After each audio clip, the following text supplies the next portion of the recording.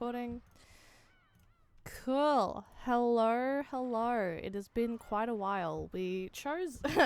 Ironically, we did the October 4th episode and then, didn't upload any more Umineko episodes for October. The probable best time to upload Umineko episodes. And it's just sad.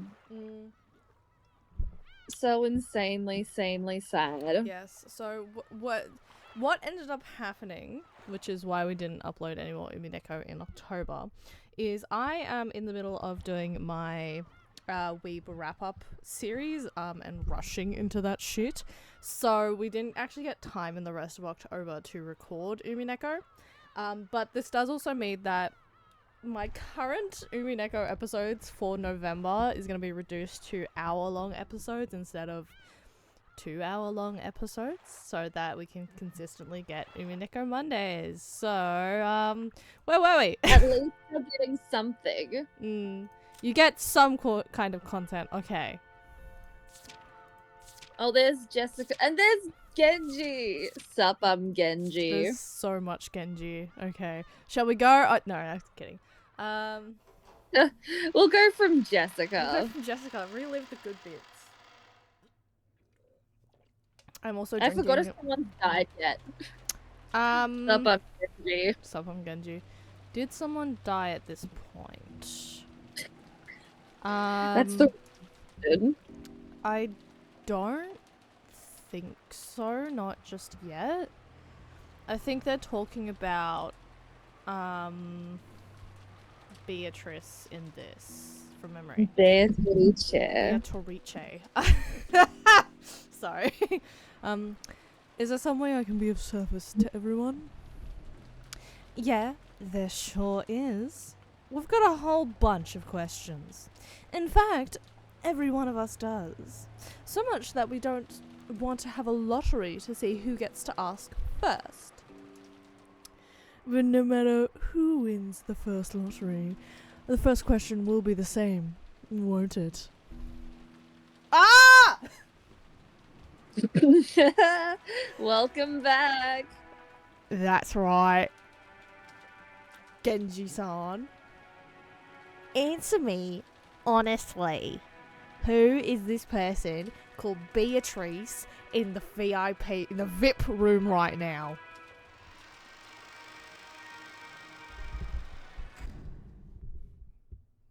Do not tell me we were that close to a middle part when we ended. You're no joking. Way. Oh! You're kidding! Clock! Oh my god, if we had just done 3 more lines. Okay. Insane behavior. Rudolph has been silenced. He tried. Hideyoshi's claim... Whoa. Sorry, my screen decided it wanted to freak out. Hideyoshi's claim that advertising doubled the taste was apparently right. After being chased out of the guest house, the kids and Nanjo had gathered in the cousin's room and were eating cake that Kumasawa had brought for dessert. It was both wonderful and high class, topped with a lavish amount of cream and decorated deliciously with fruits. But delicious as it was, it didn't taste as good for some reason. Without Goda-san selling it, it isn't nearly as good. And if we ask Wait, Kumasawa... did Goda die? No, they're just asking why Beatrice is there. No one's died yet. Okay. It's because they got shooed out before dessert could be served. That was it. And if we ask Kumasawa-san to sell it, she'll just say it's all made of mackerel. Is it? Really? You can make cake from mackerel? Oh, well.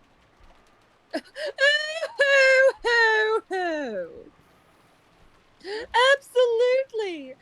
And as you can see, this very cake, if you mix the squeezed juice of mackerel with flour and eggs before cooking, it comes out all fluffy. Ho, ho, ho, ho. It's Christmas now. Fuck Halloween. Ho, ho, ho, ho. Okay. Ah. That would be incredible if true. Maybe mackerel cake will show up on the new menu at one of Father's restaurants. Ha ha. After all, mackerel's full of nutrients and sounds healthy. What happened to your voice, George? It might be really popular with women and the elderly, but I'm not going anywhere near it. Girls won't eat something that weird. Even the elderly would wish to decline. Kumazawa. But it's delicious, you know. Sorry, I just ordered some Uber Eats. Slay. Kumasama was really cheering up the mood with her classic mackerel jokes. But the sound of the downpouring rain kept turning their attention towards the mystery guest. In the end, they showered Maria with questions again, since she was the only person here to have met Beatrice. Beatrice. I can't believe she was actually telling the truth. You make it sound so like though you never believed it. This Maria meets a witch business isn't news to you. Yeah, I thought it was just one of those fairy tales you'd expect from a dreamy kid that age. She exists. Beatrice exists. Every year when we come to the family conference, I meet her and we play together. That's right.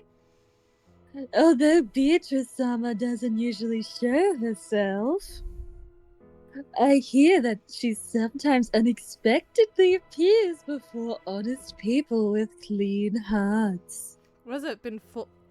Sorry. Ho, ho, ho. What's it been? 4 hours of us playing this chapter, and only now Kumasawa is getting lines. Yeah, I can't believe it. And what you made, I don't know what you made me say before. You made me try and voice Natsuhi last time. Yes, I did. It was quite funny. And Beatrice. Beatrice. Beatrice refers to the character in the fairy tale about the Rokkenjima witch. To keep Kinzo in a good mood, the family and the servants acted as though they believed the witch of his delusions. That's how the Rokkenjima's fairy tale, or maybe ghost story, had come into being. To the family members who knew that backstory, the fairy tale of the Golden Witch wasn't something to be taken too seriously. However, they were never able to say that out loud in front of Kinzo. Because of that, the legend of the witch carried a lot more weight to someone like young Maria, who didn't know the story of how it had come into being. That's why Maria believed in the legend of the witch. She accepted it entirely.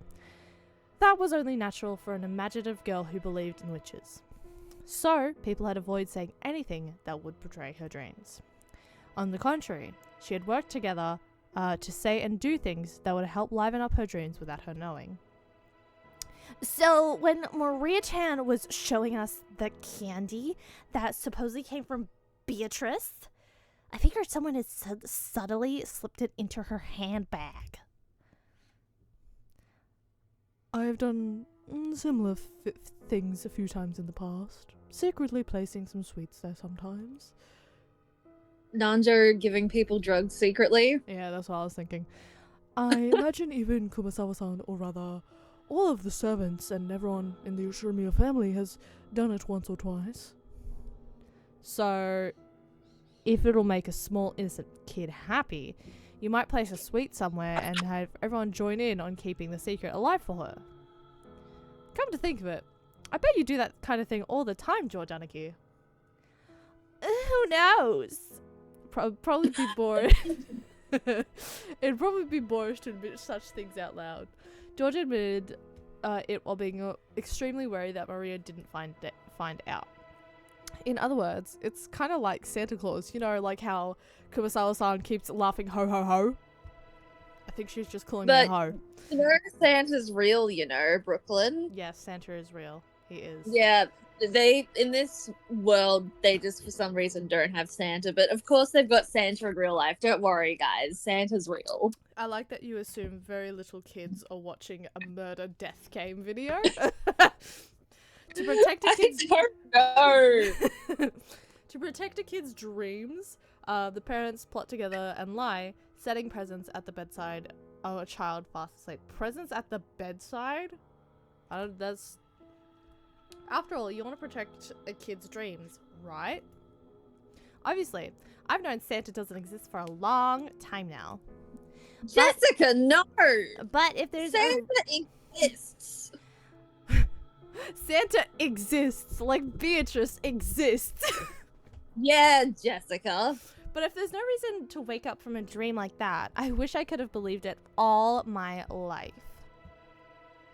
Because adults know the world is filled with terrible things. They all want to at least protect the poor dreams of a child. Or the pure dreams of a child, not the poor dreams of a child. well, Beatrice exists. Exists. Yes, she does. And so does Santa Claus. Beatrice Summer does exist, right? Some time ago, when I was drying mackerel to make some black tea, suddenly... Well, it basically goes something like that. Supposedly, at least. So, simply put, this was supposed to be a witch that no one but Maria believed in. I wouldn't phrase it quite like that. The point is, it isn't that we didn't believe. We were all trying to give her a chance to believe. I love how George's voice is, evolved over time. Yeah. So, this is about not betraying a child's innocence. But Santa doesn't exist in reality. Doesn't exist. He does. He does exist. That's the name of the episode. Santa Claus exists.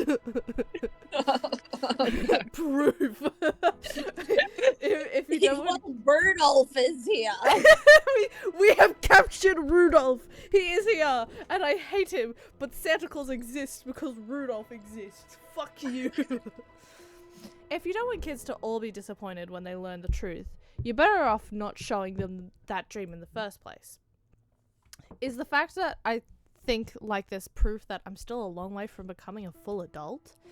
The true nature of Rockinjima was finally starting to take shape in Battler's mind. However, the current situation overrode this understanding, and in fact, it completely overturned its very premise. So, we thought we knew what was going on, but now Beatrice Summer, the witch, has actually appeared in reality. Is that it? And judging by how freaked out our parents were, it looks like she wasn't an invited guest. Now, it's starting to get interesting. There's no reason for us to simply assume that a woman called Beatrice doesn't exist. It's what Uncle Rudolph calls a devil's proof. You know, Uncle Rudolph, the worker of Santa Claus, who's very real. None of us knew that a woman calling herself Beatrice exists. But that's not the same as proving Beatrice doesn't exist.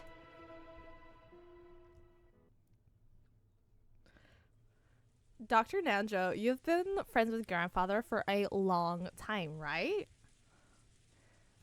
I like that Jessica has a deeper voice than George at the moment. At one point during the family conference, I was questioned quite thoroughly by Kraus-san and the others. The way they wanted to know if long ago Kinzo-san might have had a mistress called Beatrice and an illegitimate child with her. I get it. Our parents have had their heads full with the inheritance problem. So of course, if the daughter of a mistress that showed up, it'd be troublesome for them. Kraus-san and the rest probably asked Genji about it first. Oh, Kraus-san and the rest probably asked Genji-san about it first.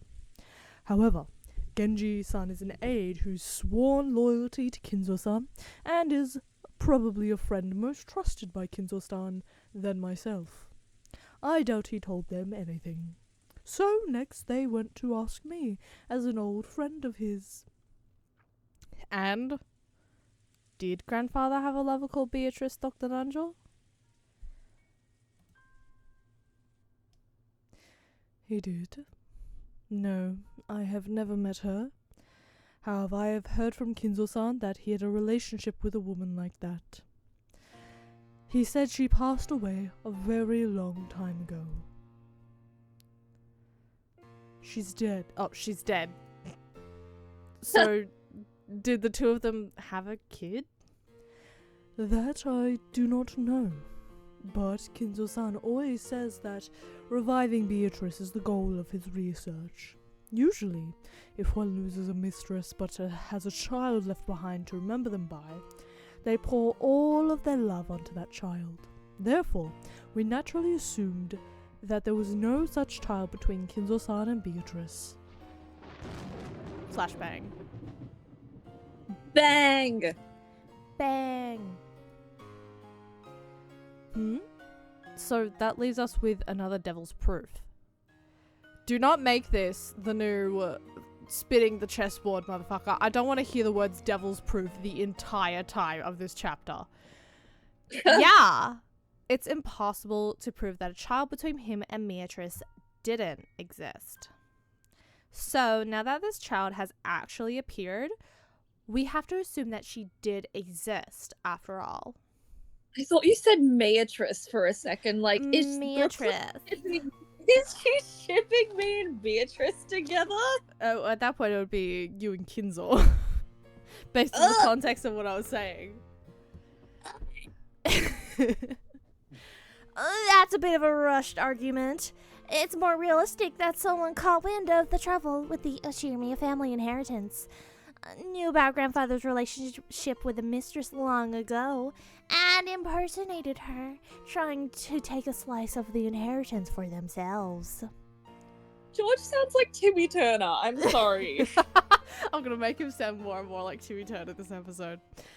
Sure, that is realistic. But we can't deny the possibility that she really is an illegitimate child.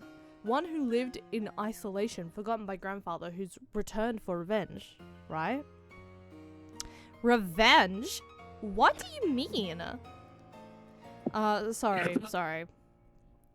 Guys just like to dramatize stuff like that to make it sound interesting. I've seen too many weird dramas. Normally that might have come off as a light joke, but the joke had landed after an uninvited mystery guest, calling herself Beatrice, had marched in on the day of the family conference where the bloody argument that the inheritance had become took center stage. There was no way Butler's joke would be welcomed with laughter, so it was a really big help when Dr. Nanjo laughed brightly to calm everyone down. Ha! I see, that does sound quite intriguing. I would love to read a novel with a plot like that. Well, I don't think it could actually work. After all, right now, on this island, there's 1, 2, 3, a full 18 people, right? If anyone tries to do something weird, they'll immediately get caught. And thanks to the typhoon, they can't even leave the island. In other words, if you try to commit some crazy crime, you'll be screwed. I agree. In a dead end without any way to escape, and in a situation where everyone's really suspicious of her, I seriously doubt that she could pull a terrifying revenge drama like that. Huh? Now he's Mickey Mouse, is he? Yeah. Probably not. In that case, it'd be more realistic if she had come in secret, without making her presence known. I simply cannot imagine someone appearing openly to take revenge outside of some historical drama. Well, who knows, right? Revenge is based on emotion, not logic. If you've got someone willing to go down with their opponent, they may not be afraid of anything, not even the police or large numbers of people. It's okay, Jessica Chan. None of the disturbing things we're imagining will happen. Thanks, Mickey. I like the battle royale between our parents over the inheritance isn't disturbing. That's right. Dad and Uncle Rudolph are pretty tough, and Aunt Ava's even trained in martial arts. We'll be fine. Yeah. Jessica didn't say it out loud, but she'd vaguely noticed that her own father stood in opposition to all the other siblings on the inheritance issue. They usually played nice in front of the children, but when that pretense was lifted away, it was like it had been at dinner. The result would be tumultuous uproar. After realizing this, it was only natural for Jessica to be frightened at the thought that her parents might get caught up in some kind of trouble and become human sacrifices for something terrifying. Seriously, George Anaki's right. Nothing's gonna happen. Even if she pretends she's a witch. What can a single human woman who can't even use magic do? Crack. Crack. The sudden creepy laugh made all of them jump, and that's when they realized the strange laugh was coming from Maria. They were all shocked again. I see. So that's how you see it, Butler. What is? Don't laugh all creepy like that. You accept Beatrice's existence for now. At least you you accept her as a 19th person and a guest. But that's all, right? You don't accept that a 19th person, Beatrice, is a witch, right? Huh? All of a sudden, all the crazy things to say. Of course that's what I think. Witches couldn't possibly exist. The only possibility that she's a human woman claiming to be a witch. Isn't that odd, Battler? That's a devil's proof, isn't it? Of course witches don't exist.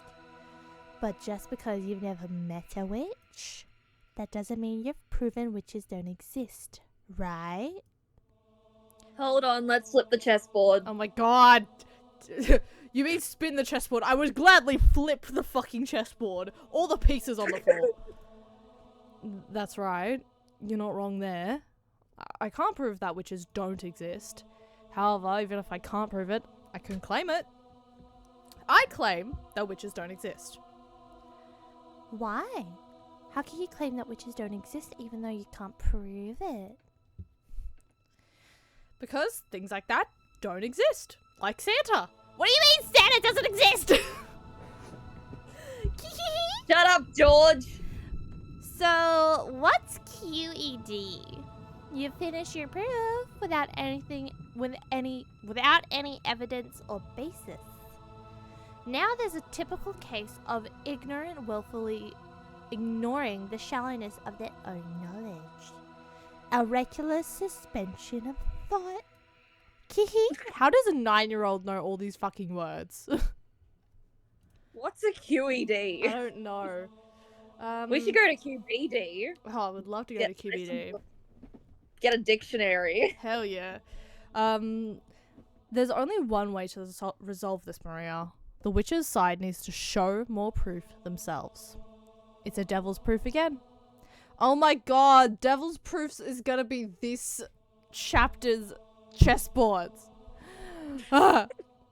We can end this right now.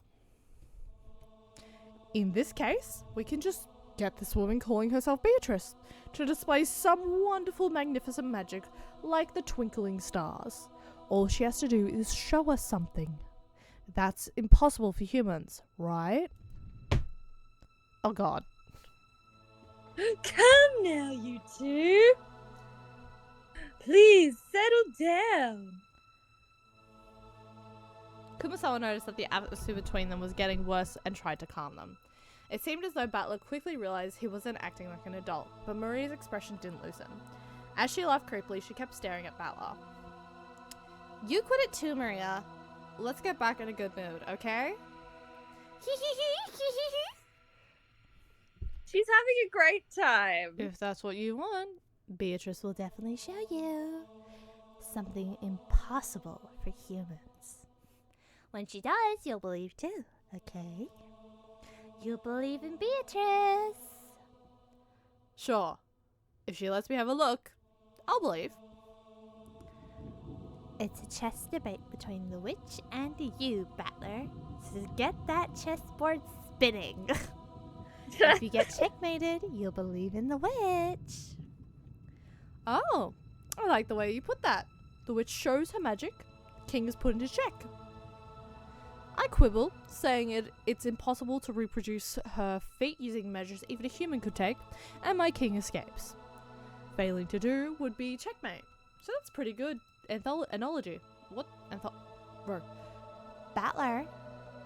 In chess, your opponent has pieces that move in the same way, so you can predict your opponent's moves. But you know what? What you aren't expecting is that your opponent's pieces might be able to move in far stranger ways than yours.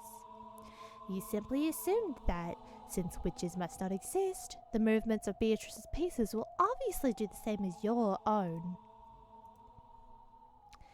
But Maria sounds like a precocious little, like, Victorian child. Kind of, yeah. But you know what? Sorry, Battler, but your chess partner isn't human. She's a witch. She can move her pieces in ways that humans can't. Right now, your understanding is flawed. Battler, you like Aunt Kiri's chessboard thinking, right? Yeah. I like that style of thinking where you stand in your opponent's shoes. And that's why you'll get stuck. Even though your opponent is a witch, you won't accept it. So, you can't understand the moves a witch might make, and your chessboard thinking won't work. Your knowledge of your opponent is mistaken. The very first premise of chessboard thinking is broken down. Ah, so that's your game. You cannot win chess against the witch.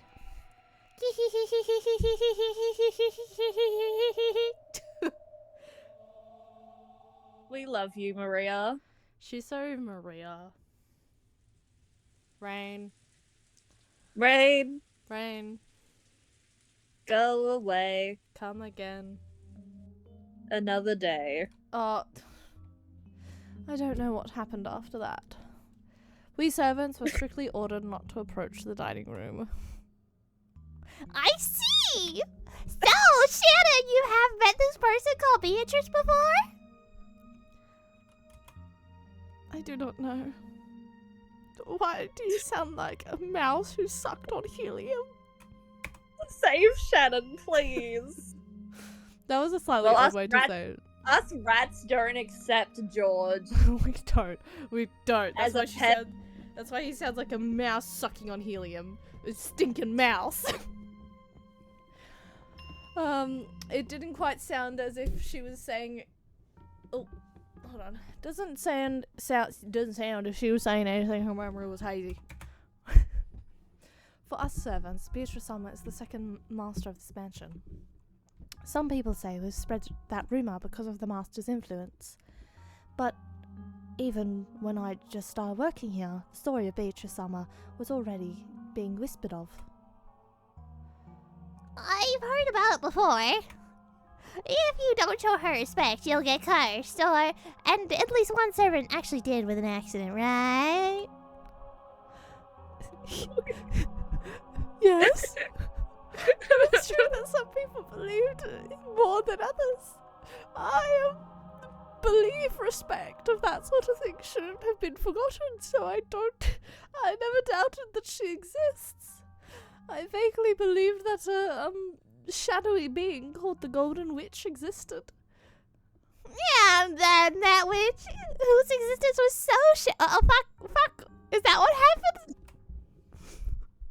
I don't know. I don't know anything. When you brought up her to dinner, did you talk about anything? No, nothing. No. Why can't I understand you? I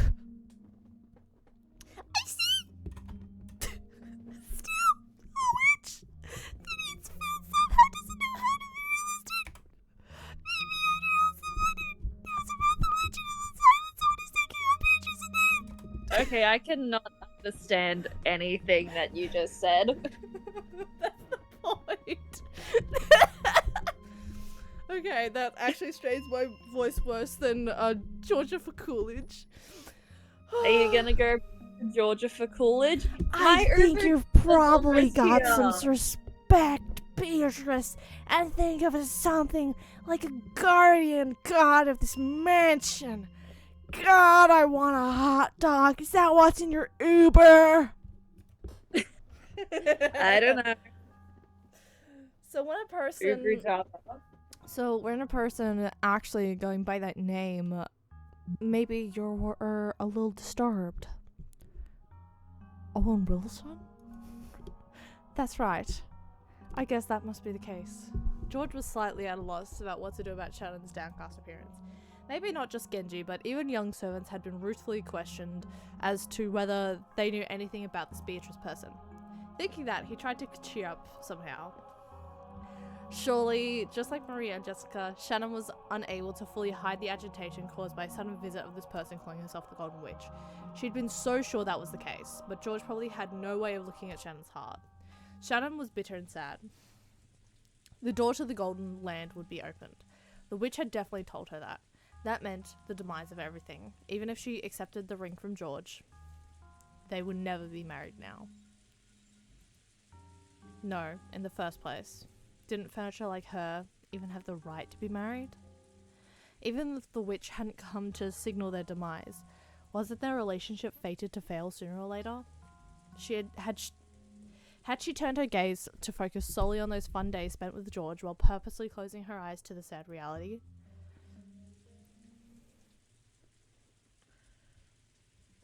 What's wrong? You haven't really looked at my guns in so long. You haven't looked well for a while now either. George-san, what the fuck just happened to your voice? What does it mean to be engaged? Huh? It means making a promise to marry. But I think in that sense, it means the same thing as marriage. To be honest, I want to take you home as my wife right away. But right now I'm in the middle of training, and I'm still a long way from having the capacity to create my own castle. That's why I want to take you home with me, with my held high. Only after I've become a full adult. You're 23. You're 23. I'm not talking about the distant future. I just want you to wait a short 3 years. What? Okay, I have to get my Uber order. I'm sorry, what the fuck is he talking about? About wanting to marry Shannon in 3 years. Isn't she like 16 or something? And it seems like he understands that. Fuck ass, George. But Uvu Java. But that doesn't mean I want to lie about my feelings for another 3 years. So, I decided to give you an engagement ring. That might be a shameful reason as a man. Maybe it's shameful to get engaged because I want you to wait, since I can't support my work and a wife at the same time yet. But I will definitely... Thank you very much. I understand that to you, George, an engagement ring means something very different than one of many presents you'd give a lover. Of course it's different! An engagement ring isn't that simple of an accessory. It's an oath between lovers, a noble promise that's left me in the form of a ring. So, if we were to get married right away, it'd be completely meaningless, right? Then it wouldn't be an engagement ring. I'd give it to you as a wedding ring. Either way, I'd be still giving you a ring. So it's a soul sign saying, this woman is mine, nobody touch her. No, that's not what I... George knew that... Weirdo. Yeah, George knew that he was weak by nature. When he'd been captivated by Shannon, and had sworn to become an excellent man, he'd also sworn to throw away that weak part of himself. So, even if he had been blunt about it, he chose to answer a little roughly. He was sure that he was doing so would bolster and reassure Shannon.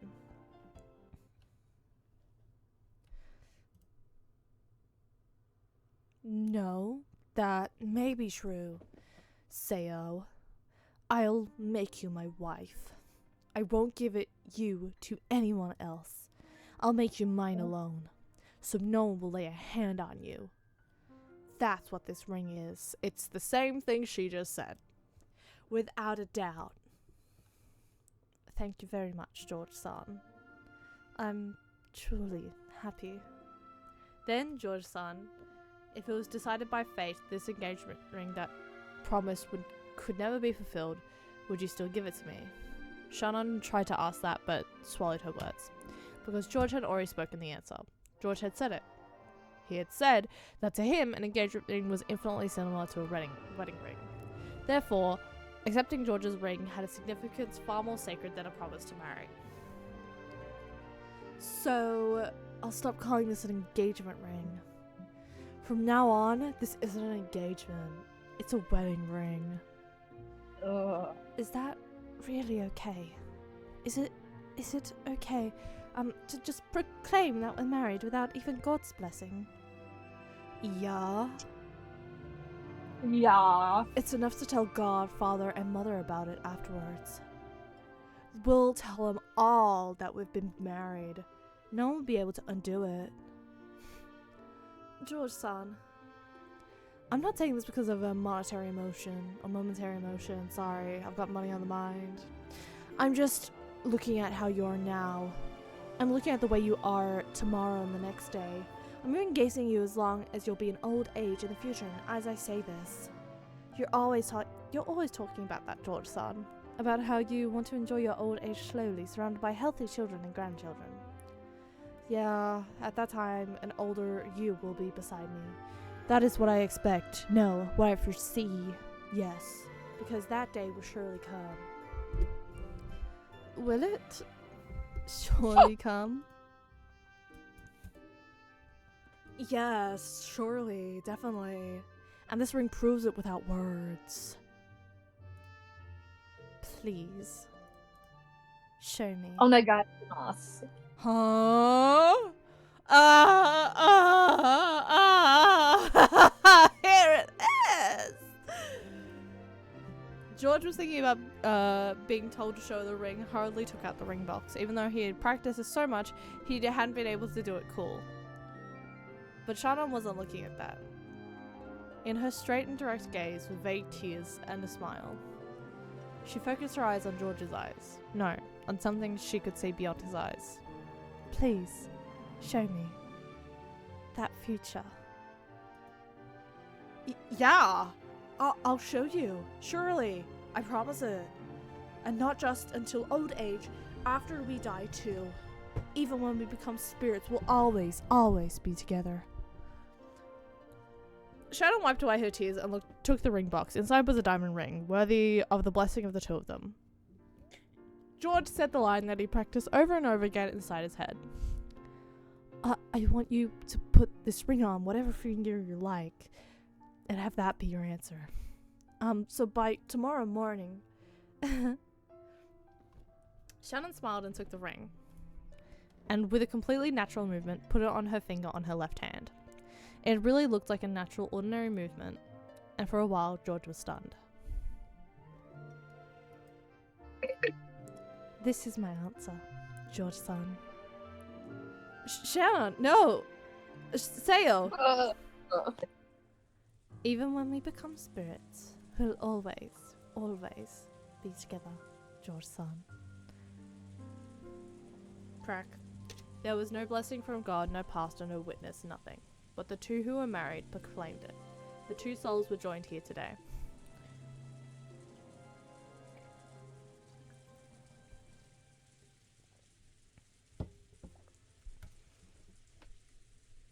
We're raining for a while. Yeah. And then Beatrice showed up. Nope, can't on. Nesan, you're a fool.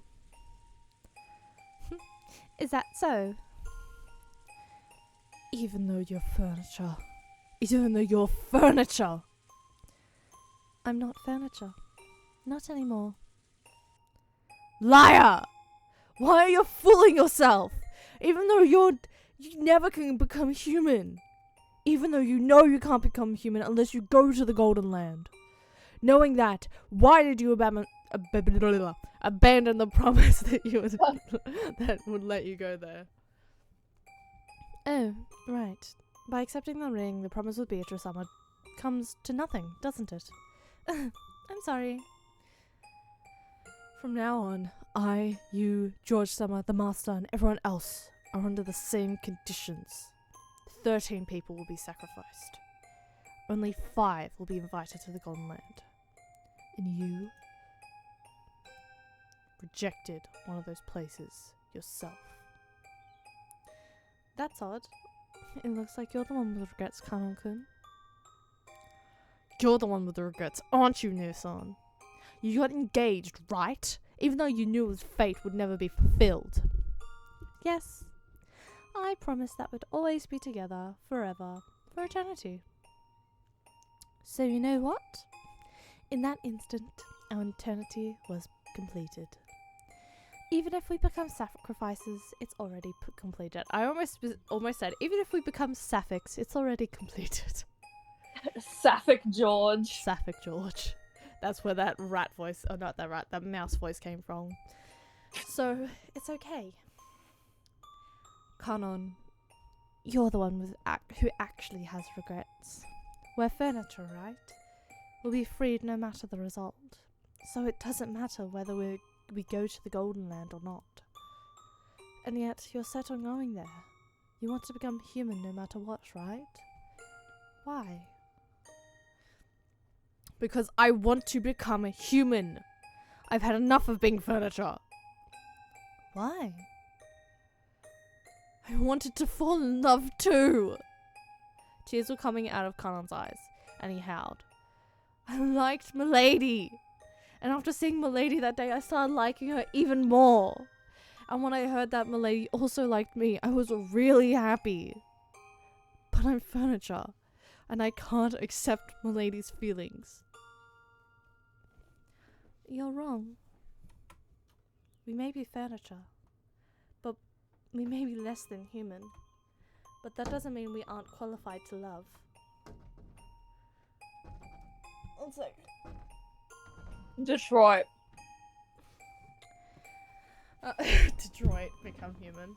I thought that these feelings would never come to anything. I'd be better off not having them. Why are we next to a lamp? Like, we were in the hallway a second ago. Why are we next to a lamp? They just shrunk. Where we just Don't have this conversation. They just need to shrink and stand next to a lamp. No. In reality, we were sitting next to the lamp and we just suddenly switched spaces with them, and are now just giant rats staring up at these two small people next to the lamp. It was Beatrice's magic, I swear. I'd better not having them. I just decided that eventually I'd disappear and that I'd definitely hurt her. No, that's wrong. I was just frightened. I just was afraid, thinking that any love that wouldn't be eternal was best avoided. Even though their lives only last a few weeks, cicadas fall in love and then vanish. But you'll never find a cicada that refused to fall in love, simply because it'd end in a few weeks. Ah! Ah! He's such a silly boy. Yeah, he is. It seemed that Kanon was still muttering his regrets by now, but it all jumped up as sobs. That witch is detestable.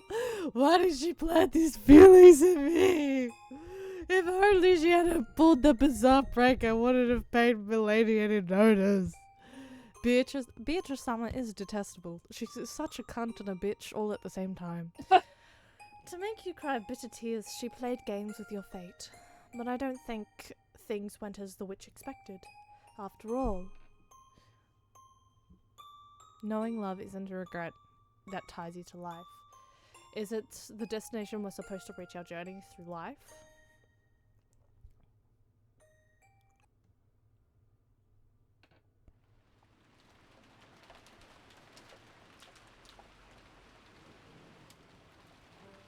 Oh! Well, now. Oh. What voice do I give her?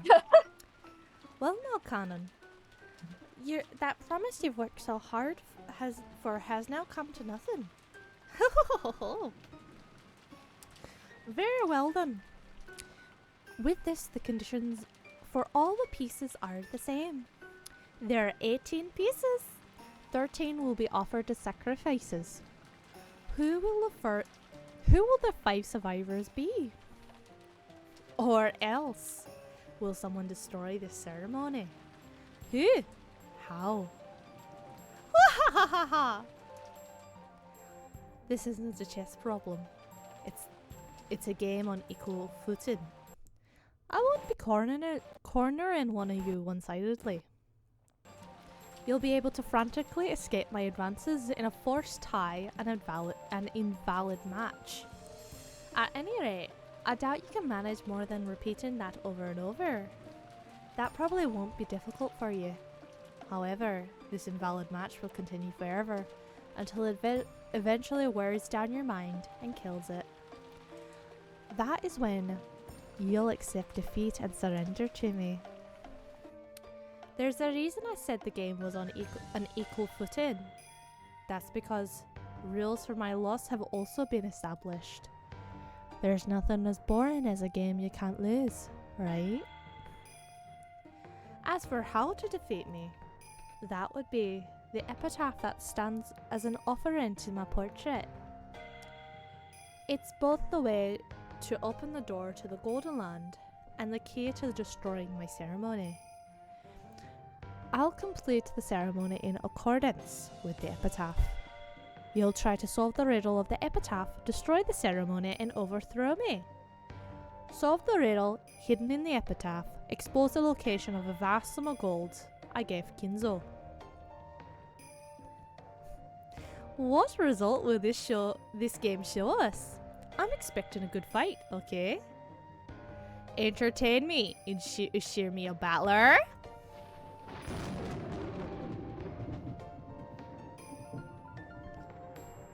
Oh, church. Why is there a church and why is Natsuhi there? Why is Kraus there? I have no objections. Natsuhi and I acknowledge it. I can't believe it. I don't want to. But this is the truth, isn't it? Natsuhi, choose your words more carefully. She's this family's most honored guest. I also acknowledge it. Can't argue back. Yes, I acknowledge it. I have absolutely no complaints. I can't believe you actually... you have my honest respect. Me too. Incredible. I genuinely respect you. So, I have to acknowledge it. I acknowledge it too! I still can't believe it! Still, what can I do? You've proven devils. It's in your victory. The devil's proof was a convenient excuse you like to handle unprovable matters. But now it's become your mortal enemy, has it not? Don't torture me, mighty bitch witch. I've already acknowledged you. I resign. Kiri, do you still have objections? I must have everyone in agreement. If you alone will not acknowledge my existence. As the witch laughed boldly, the siblings started to get frantic. They were afraid of displeasing the witch. Kiri lightly closed her eyes after keeping silent for a while and opened her mouth. My apologies. I resign. No, I gave her like a vaguely north east. Yeah, you're supposed to give her a Nordic accent, Brooklyn. I don't remember how I did a Nordic accent though. Only Kyrie faced the witch with stern eyes until the end. However, this had only resulted in her refusing to accept the truth for a short time. The truth, the being that before her eyes couldn't be denied. Devils had already been proven. I also... hold on. I also acknowledge it. You are Beatrice, the Yoshirami family alchemist, and the user of a great magic. I must acknowledge the fact that you are a witch.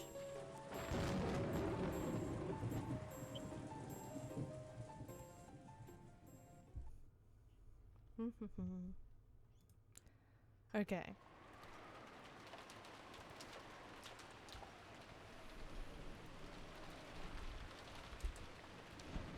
Part of me is thinking that I end this episode here because that was a, like, seemed like an exposition section, you know? I wonder.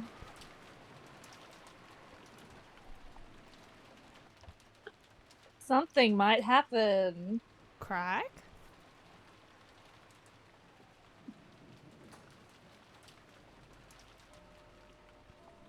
She is on the wall. It's 12.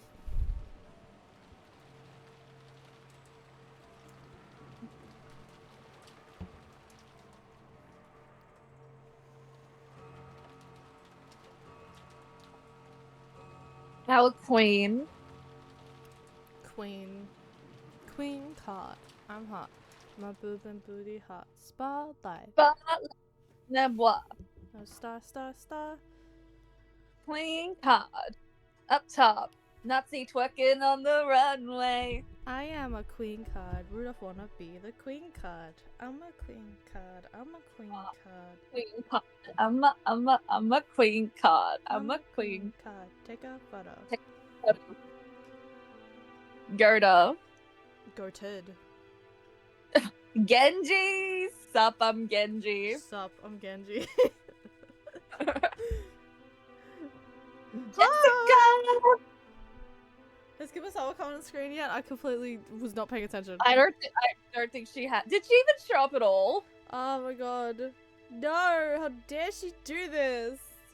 Well, clearly Kumasawa-san lives then, because she didn't show up. We watch back this recording and she absolutely shows up.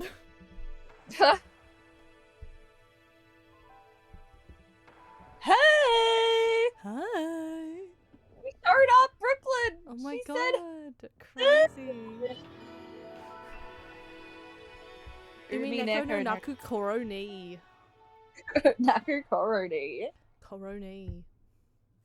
Ni-chan?